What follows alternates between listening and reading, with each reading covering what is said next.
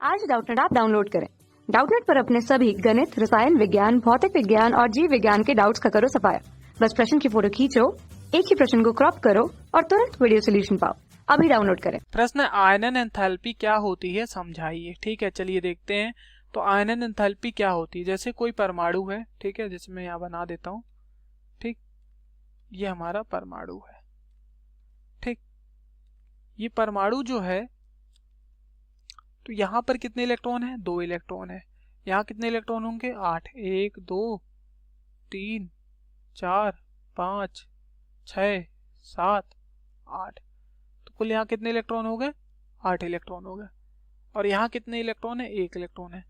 तो अगर ये परमाणु 1 इलेक्ट्रॉन निकाल दे तो इसका अष्टक पूर्ण हो जाएगा। ठीक है, तो 1 इलेक्ट्रॉन निकालने के लिए, ठीक है, इस उदासीन परमाणु से 1 इलेक्ट्रॉन निकालने के लिए जितनी ऊर्जा की आवश्यकता होगी उसी को आयनन एंथैल्पी या आयनन ऊर्जा या आयनन विभव कहेंगे। ठीक है, देखिए, जब भी उदासीन परमाणु से, ठीक है, या हम आयन की बात कर रहे हो, ठीक, उसमें से क्या करते हैं? इलेक्ट्रॉन निकालते हैं। देखिए, इलेक्ट्रॉन निकालने में ऊर्जा क्यों लग रही है?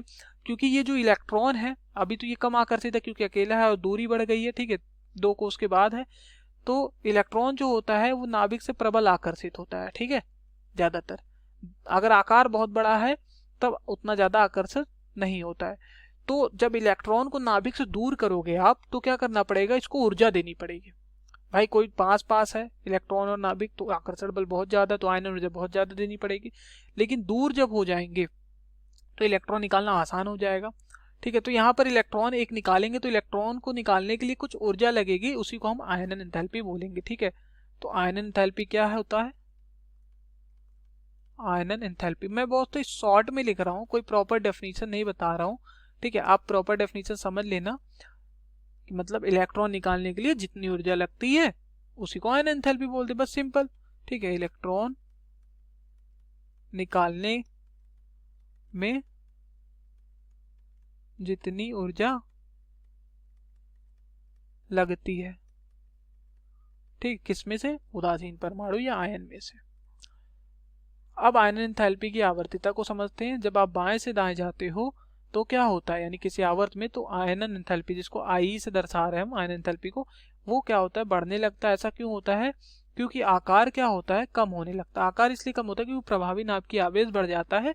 ठीक है, अब आकार जब कम हो गया तो इलेक्ट्रॉन को दूर करना कठिन हो गया। ठीक है, आकर्षण बल ज्यादा, ठीक है, दूरी कम तो प्यार ज्यादा, दूरी कम रहेगा तो प्यार ज्यादा रहेगा।